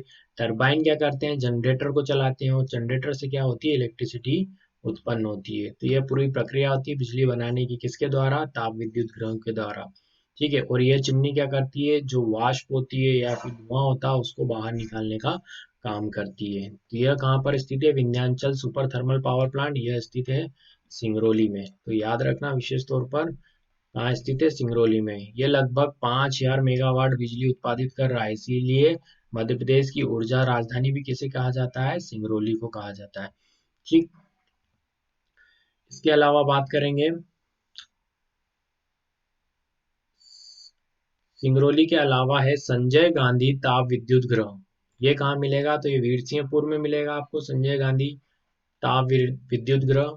और यह किस जिले में स्थित है, तो यह शहडोल जिले में स्थित है। याद रखना सिंगरौली में भी कोयले के भंडार मिलते हैं हमें, और इसके अतिरिक्त शहडोल के सुहागपुर में भी हमें कोयले के भंडार मिलते हैं। जो सिंगरौली के कोयले के भंडार है, कोयले की मोटी परत मिलती है यहाँ पर, जबकि शहडोल में विस्तृत कोयले के भंडार मिलते हैं। ठीक है, क्षेत्र में अधिक है। यह हमें कोयले के भंडार यहाँ भी मिलते हैं। अब जब कोयले के भंडार हैं, तो यहाँ पर भी बिजली उत्पादित करना क्या होगा, हमारे लिए काफी सुलभ होगा। ठीक, इसीलिए यहाँ पर भी स्थापित किया गया है एक ताप विद्युत गृह, जिसका नाम है संजय गांधी ताप विद्युत गृह। और ये कहाँ स्थापित किया गया है, शहडोल के वीरसिंहपुर में। शहडोल मैप में आपको दिख रहा होगा, यह है शहडोल, जहाँ कौन सा ताप विद्युत गृह स्थापित किया गया है, संजय गांधी ताप विद्युत गृह। इसके अतिरिक्त हम सिंगरौली की बात कर चुके हैं। यहाँ पर है Vindhyachal super thermal power plant, जो मध्य प्रदेश का सबसे बड़ा थर्मल पावर प्लांट है। ठीक है, इसके अलावा हम बात करते हैं लाख उद्योग की। उमरिया में स्थापित किया गया है लाख उद्योग, या उमरिया को केंद्रित किया गया है लाख उद्योग के लिए। यहाँ पर उद्योग के लिए, यहाँ पर लाख के कीट होते हैं, उन्हें उनका पालन किया जाता है। ठीक है, अब यह जो कीट होते हैं बाय प्रोडक्ट के रूप में इस प्रकार से लाख का उत्पादन करते हैं। ये पेड़ों पर पाए जाते हैं, और ये बाय प्रोडक्ट के रूप में क्या निकालते हैं, ये लाख निकालते हैं। इसी लाख का प्रयोग फिर आगे जाकर सुखाकर और उसका शोधन करके इस प्रकार से लाख की गोलियां निर्मित की जाती हैं। इन्हीं गोलियों से लाख के कड़े या चूड़ियां निर्मित की जाती हैं। इसके अलावा लाख का प्रयोग आपने देखा होगा मोहर या सील लगाने में भी किया जाता है। ठीक है, इस प्रकार से जो सील लगती है वो भी किसका प्रयोग होता है, लाख का ही प्रयोग किया जाता है। तो लाख के लिए प्रसिद्ध स्थान कौन सा है, उमरिया। ठीक, याद रखना लाख का सरकारी कारखाना भी कहाँ स्थित है, उमरिया में ही स्थित है। इसके अलावा देखते हैं मध्य प्रदेश के बघेलखंड के प्रमुख पर्यटन क्षेत्रों के बारे में। तो बघेलखंड में सबसे प्रमुख पर्यटन क्षेत्र आपको देखने को मिलेगा बांधवगढ़ राष्ट्रीय उद्यान। ठीक है, बांधवगढ़ राष्ट्रीय उद्यान कहाँ स्थित है, तो ये उमरिया जिले में स्थित है। ये अपने टाइगरों के लिए जाना जाता है। याद रखना भारत का सबसे अधिक टाइगर घनत्व वाला, ठीक है, याद रखना विशेष तौर पर इसे याद रखा जाना चाहिए। मध्य भारत का, ना सिर्फ मध्य प्रदेश, भारत का सबसे अधिक टाइगर घनत्व वाला अगर कोई राष्ट्रीय उद्यान है तो वो कौन सा है, बांधवगढ़ राष्ट्रीय उद्यान। याद रखना 8 बाघ प्रति वर्ग किलोमीटर यहाँ पर पाए जाते हैं। तो याद रखना बांधवगढ़ राष्ट्रीय उद्यान भारत का एकमात्र राष्ट्रीय उद्यान है जिसमें टाइगरों का घनत्व क्या है, सर्वाधिक है। और ये कितना है, 8 बाघ प्रति वर्ग किलोमीटर है। तो ये याद रखना, यहाँ पर आपको हर किलोमीटर में 8 या उससे अधिक बाघ देखने को मिल जाएंगे। इसके अतिरिक्त हम बात करें तो बघेलखंड में आपको पर्यटन स्थल के रूप में दिखेगा अमरकंटक। अमरकंटक अनूपपुर जिले में है। यहाँ ही पर स्थित है नर्मदा कुंड या माता नर्मदे का मंदिर। यहीं से हमें निकलती हैं 3 नदियां मध्य प्रदेश में। प्रमुख 3 नदियां, एक है नर्मदा, दूसरी है सोन, और तीसरी नदी है जोहिला। तो 3 प्रमुख नदियां इस स्थान से अमरकंटक की चोटी से निकलती हैं। ठीक, तो यह है वो माँ नर्मदे माता मंदिर, और यह वो कुंड है जहाँ से नर्मदा जी निकलती हैं। अब ये चित्र में आपको दिख रहा होगा अनूपपुर, जहाँ पर अमरकंटक स्थित है, यहीं से तीनों नदियाँ निकलती हैं। एक है नर्मदा जो पूर्व से पश्चिम की ओर बहती है, और एक नदी है जोहिला जो उत्तर पूर्व की ओर बहती है, और एक है सोन नदी जो उत्तर पूर्व की ओर बहते हुए पहले उत्तर पूर्व की ओर बहते हुए पहले उत्तर प्रदेश और फिर पटना बिहार में जाकर कहाँ मिल जाती है, गंगा नदी में। तो जो जोहिला है वो किसकी सहायक नदी हो गई है, सोन नदी की सहायक नदी हो गई है। आगे हम बात करेंगे पर्यटन विशेष पर्यटन स्थलों में डुबरी अभयारण्य की। इसका अन्य नाम क्या है, तो ये पूछा जाता है संजय डुबरी टाइगर रिजर्व। याद रखना है इसके अन्य नाम क्या है, संजय डुबरी टाइगर रिजर्व। ठीक है, यहाँ पर आपको बोर्ड पर दिख रहा होगा लिखा हुआ संजय टाइगर रिजर्व। ये कहाँ है, तो सीधी मध्य प्रदेश में है। ठीक, तो इसे याद रख सकते हैं। कैसे याद रखेंगे कि संजय बहुत सीधा था, संजय बहुत सीधा था, तो इससे याद रखा जा सकता है कि संजय गांधी टाइगर रिजर्व या बाघ अभ्यारण्य कहाँ स्थित है, यह मिलेगा आपको सीधी जिले में। ठीक, इसके अतिरिक्त हम बात करेंगे बघेलखंड की प्रमुख जनजातियों की। तो बघेलखंड में तीन प्रमुख जनजातियां देखने को मिलती है, एक है कोल, बेगा एवं गोंड। गोंड मैं आपको कई बार बता चुका हूँ, ये पूरे संपूर्ण भारत की सबसे बड़ी जनजाति है और मध्य प्रदेश की दूसरी सबसे बड़ी जनजाति है। इसके अतिरिक्त हमने देखा है बेगा। बेगा इस क्षेत्र में पाई जाने वाली, ये बघेलखंड के पठार में पाई जाने वाली अति पिछड़ी जनजाति है। अति पिछड़ी जनजाति की चर्चा हम कई पूर्व लेक्चरों में भी कर चुके हैं। इन्हें मध्य प्रदेश शासन द्वारा विशेष प्रावधान दिया गया है, और वर्ष 2017 की जो कांस्टेबल एग्जाम हुई थी, इन्हें बिना किसी रिटर्न के बिना किसी रिटर्न एग्जाम के सीधी भर्ती का अवसर प्रदान किया था। ठीक है, सिर्फ फिजिकल देना था और सीधे क्या हो सकते थे, चयनित हो सकते थे। आगे देखते हैं बगलखंड के पठार से जुड़े हुए कुछ विशेष तथ्य। ठीक, तो कर्क रेखा इस पठार के मध्य से होकर गुजरती है। तो आपको यहाँ पर मैप में दिख रहा होगा, ये पूरा है बघेलखंड का पठार, और इसके लगभग मध्य से कौन सी रेखा गुजर रही है, कर्क रेखा गुजर रही है। एक ये विशेष तथ्य याद रखना। एक हमने पहले पढ़ा था कि भोपाल मध्य प्रदेश का एकमात्र ऐसा संभाग है जिसके समस्त जिलों से कौन सी रेखा होकर गुजर रही है, कर्क रेखा होकर गुजर रही है। इसके अलावा मालवा के पठार को भी यह रेखा क्या कर रही थी, समद्विभाजित कर रही थी। तो ये सारे विशेष तथ्य हैं, इन्हें हमें हमेशा स्मरण करके चलना होगा। आगे हम देखते हैं मध्य प्रदेश की ऊर्जा राजधानी कहा जाने वाला बेटन सिंगरौली इसी क्षेत्र में स्थित है। तो इसकी भी चर्चा हम कर चुके हैं। सिंगरौली में पाई जाती है कोयले की मोटी चट्टानें, इसीलिए यहाँ पर Vindhyachal super thermal power station establish किया गया है। वो कहाँ स्टेब्लिश किया गया है, बैठन में, और बैठन कहाँ है, सिंगरौली में। इसीलिए इसे कहा जाता है मध्य प्रदेश की ऊर्जा राजधानी। यह जो क्षेत्र है यह अपने सफेद शेरों के लिए प्रसिद्ध है। बांधवगढ़ राष्ट्रीय उद्यान में प्रत्येक 8 किलोमीटर पर एक शेर पाया जाता है। ठीक है, तो इसकी चर्चा हम कर चुके हैं। यहाँ पर जरूर याद रखना है, यह जो रीवा पन्ना का जंगल था, यहाँ पर सबसे पहले सफेद बाघ देखा गया था, और इस सफेद बाघ का नाम क्या था, मोहन। और यह किसने देखा था, तो देखा था तत्कालीन रीवा के जो महाराजा थे, राजा मार्तंड सिंह। तो मार्तंड सिंह द्वारा यह बाघ सबसे पहले देखा गया था, और उन्हीं ने इसका नाम भी क्या रखा था, मोहन। तो याद रखना विशेष तथ्य, ये कई बार पूछा जा चुका है एग्जाम में कि पहली बार सफेद बाघ कहाँ देखा गया था, तो रीवा पन्ना के जंगलों में देखा गया था, और उसका नाम क्या रखा गया था, तो रखा गया था मोहन। और किसने देखा था, तो देखा था मार्तंड सिंह ने। ठीक है, ये विशेष तथ्य है। इसके अलावा ये चर्चा कर चुके हैं कि बाघों की सर्वाधिक सघनता वाला राष्ट्रीय उद्यान कौन सा है, तो वह है बांधवगढ़ राष्ट्रीय उद्यान। अगला तथ्य देखते हैं, 16वीं शताब्दी में व्याघ्रदेव नामक जो राजा हुआ करते थे रीवा के, उन्होंने ही बघेल वंश की स्थापना की थी। तो इस क्षेत्र का नाम बघेलखंड क्यों पड़ा है, तो सिंपल सी बात है, यहाँ पर शासन हुआ करता था। कहाँ, बघेलखंड में किसका शासन हुआ करता था, बघेल वंश का। और बघेल वंश के संस्थापक कौन थे, व्याघ्रदेव। तो व्याघ्रदेव ने बघेल वंश की स्थापना की थी, और इसी वंश के क्षेत्र जो आज सम्मिलित है, रीवा, शहडोल, अनूपपुर, ये जो सारा क्षेत्र है, तो बघेल वंश का जहां पर शासन हुआ करता था उस क्षेत्र को क्या कहा गया है, बघेलखंड का पठार कहा गया है। ठीक है, तो यहाँ के जो बघेल वंश की स्थापना की थी इसीलिए इस बघेलखंड के पठार के नाम से जाना जाता है। आगे हम बात करेंगे, भारत की मानक समय रेखा सिंगरौली से होकर गुजरती है। यह तथ्य भी हम कई बार देख चुके हैं। तो मध्य प्रदेश का एकमात्र जिला है जहां से भारत की मानक समय रेखा गुजरती है। तो देखते हैं इसे सबसे पहले। भारत की जो मानक समय रेखा है वो कौन सी है, 82.5 डिग्री। तो भारत की मानक समय रेखा कौन सी है, 82.5 डिग्री। और यह जो मानक समय रेखा है भारत के 5 राज्यों से होकर गुजरती है और मध्य प्रदेश भी उनमें से एक राज्य है। अब मध्य प्रदेश के मात्र एक जिले से होकर गुजरती है और उस जिले का नाम क्या है, सिंगरौली। तो यह मध्य प्रदेश का सबसे पूर्वी जिला भी है, तो याद रखना मध्य प्रदेश के एकमात्र जिले सिंगरौली से भारत की मानक समय रेखा होकर गुजरती है।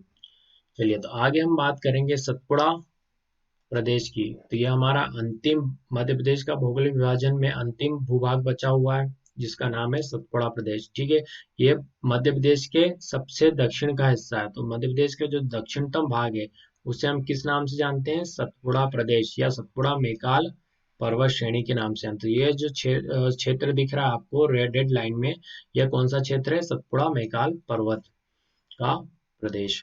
आगे बात करेंगे, मध्य प्रदेश के दक्षिण भाग में पश्चिम से पूर्व की ओर विस्तृत इसका क्षेत्रफल 34,000 वर्ग किलोमीटर है जो संपूर्ण मध्य प्रदेश का 11% है। तो याद रखना इसका संपूर्ण क्षेत्रफल कितना है, 34,000 वर्ग किलोमीटर। यह मध्य प्रदेश का कितना प्रतिशत है, तो 11% है।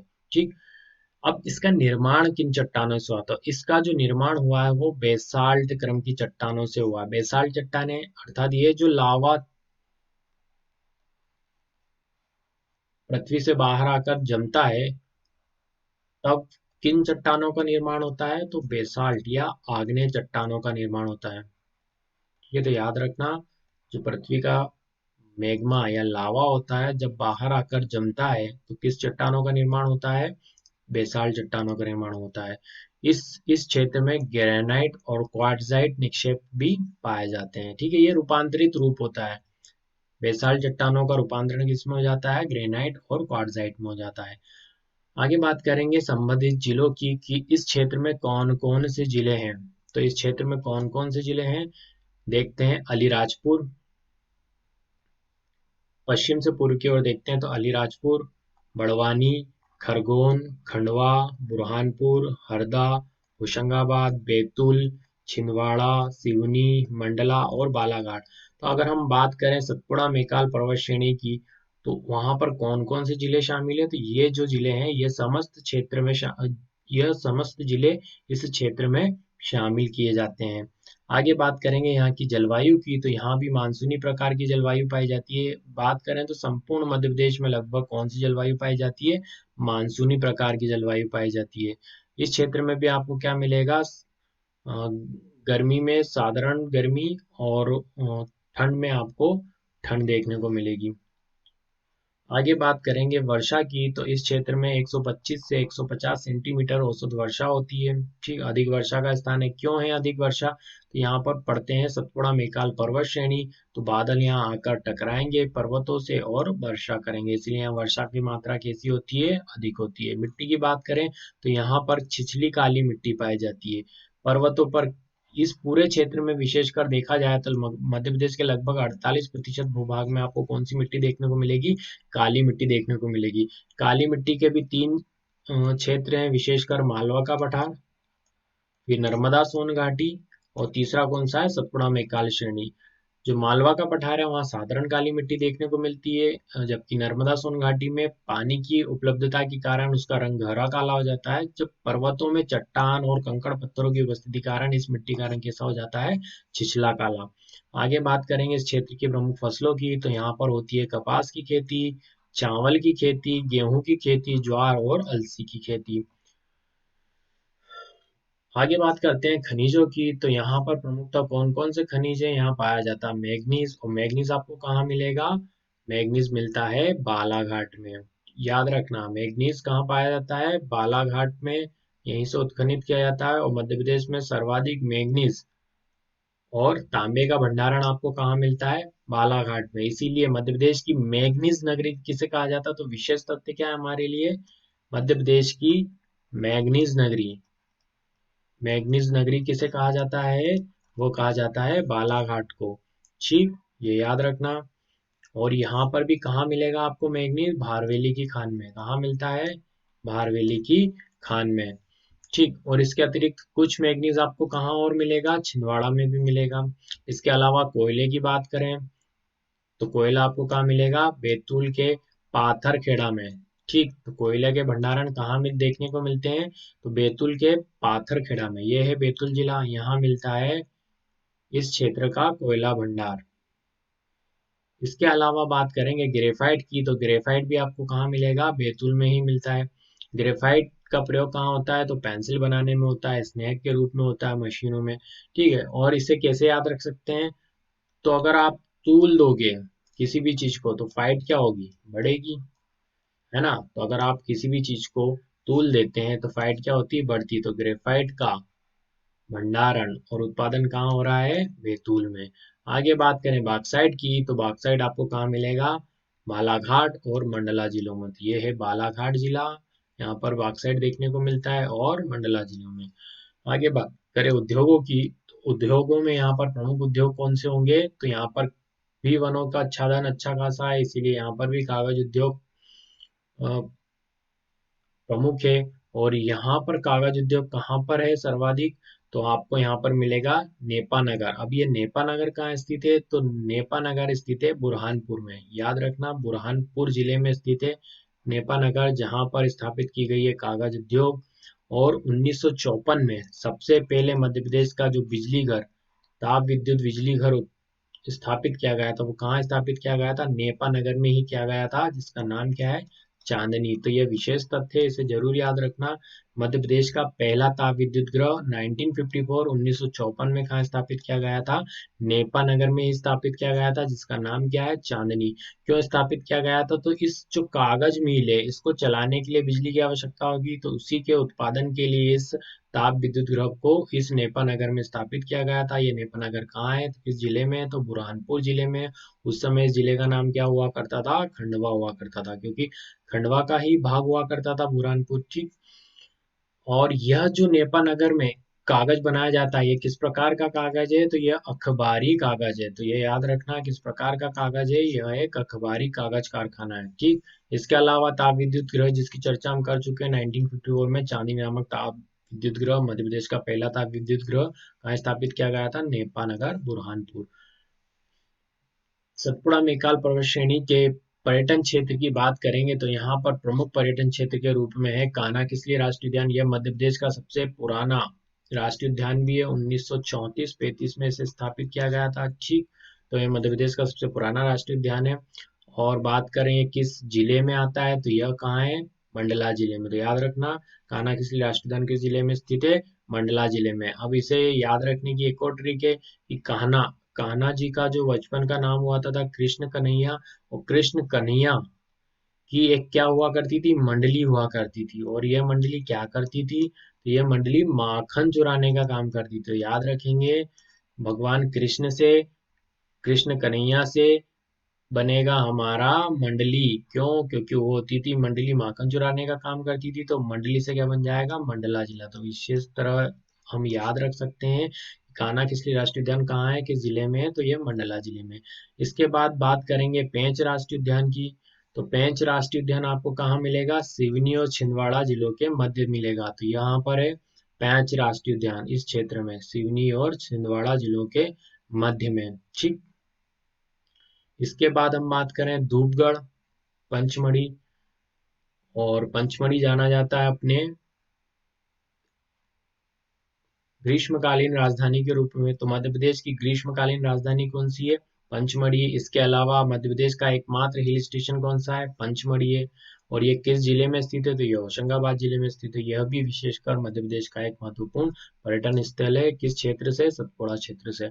आगे बात करेंगे सतपुड़ा क्षेत्र की प्रमुख नदियों की। तो सतपुड़ा क्षेत्र में प्रमुख नदियां हैं ताप्ती, जो पूर्व से पश्चिम की ओर बहती है। इसके अलावा है बैनगंगा, जो दक्षिण की ओर बहने वाली नदी है। देखिए यहाँ पे दिखाई दे रहा होगा आपको, यह है बेनगंगा, जो दक्षिण की ओर बहने वाली नदी है और किसकी सहायक नदी है? गोदावरी की सहायक नदी है। आगे बात करेंगे पेंच नदी। ये पेंच नदी भी कहाँ है? दक्षिण की ओर बहती है। ठीक है, तो ये प्रमुख नदियां हैं।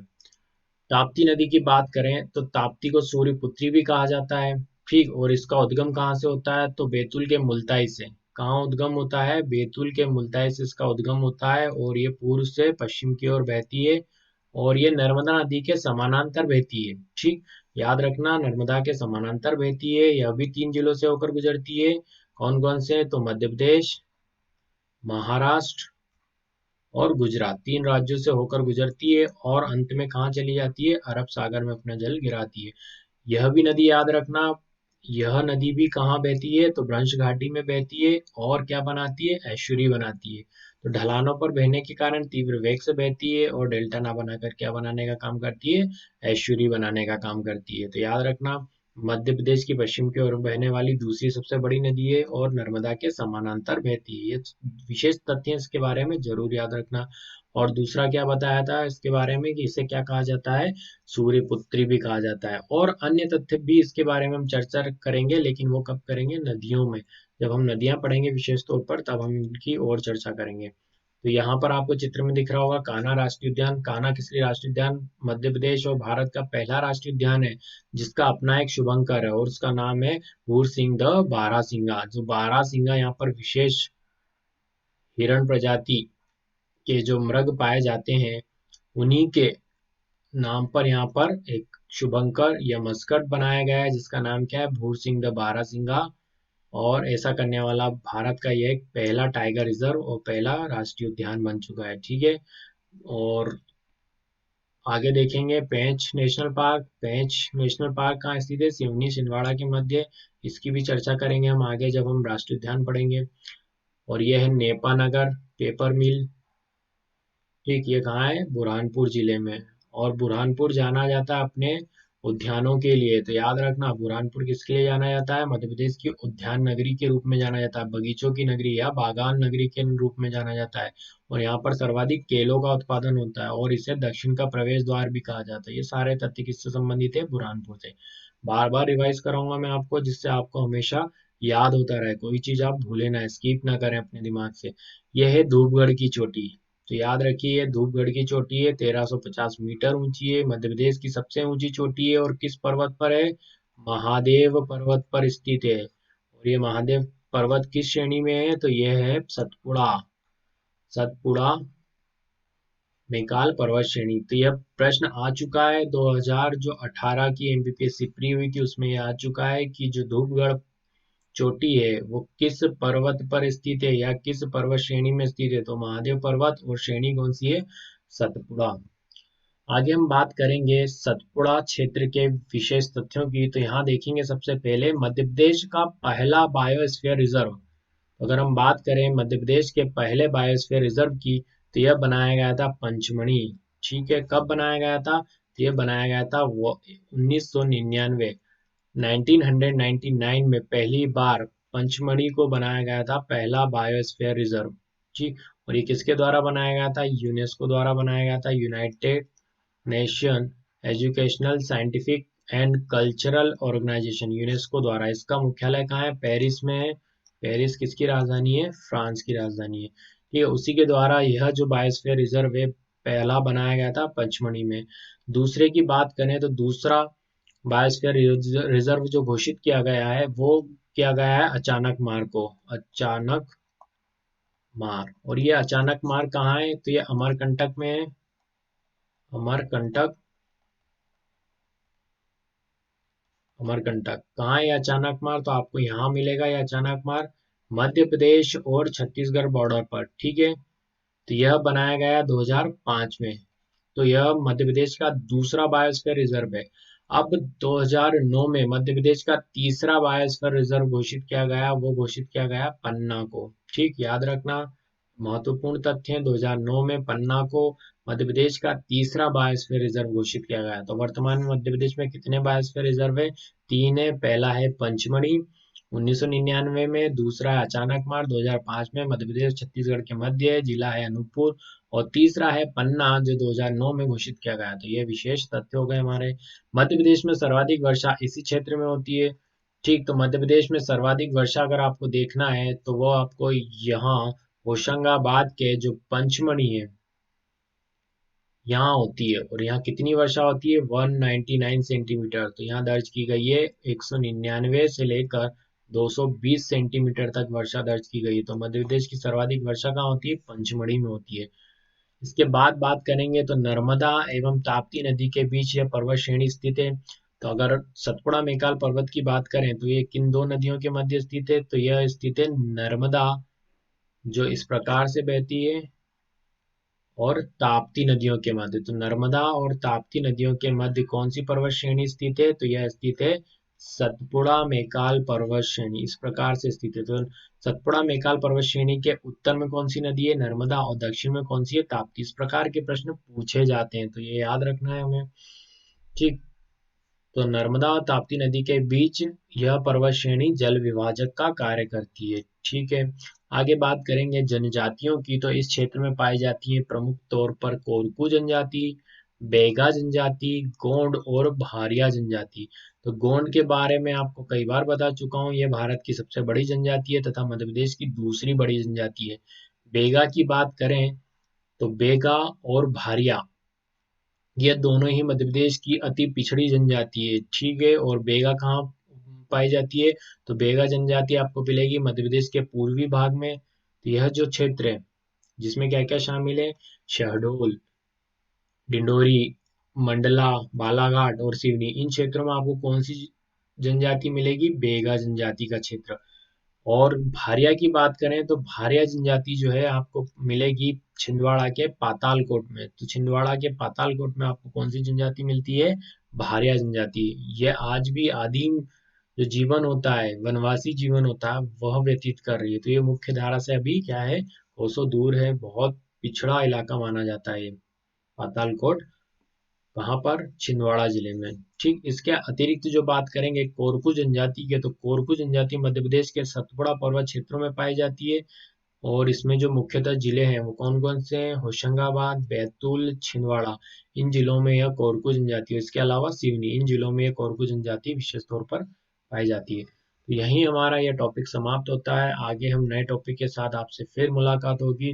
तब तक के लिए आप अपना ध्यान रखिए, ख्याल रखिए, और इसी प्रकार से हमसे जुड़े रहिए। और एमपीजीके में सारे तथ्यों का भंडार जो आपको यहाँ मिलने जा रहा है, उसके लिए आपको हमसे जुड़े रहना है और बस फॉलो करते रहिए हमें। धन्यवाद।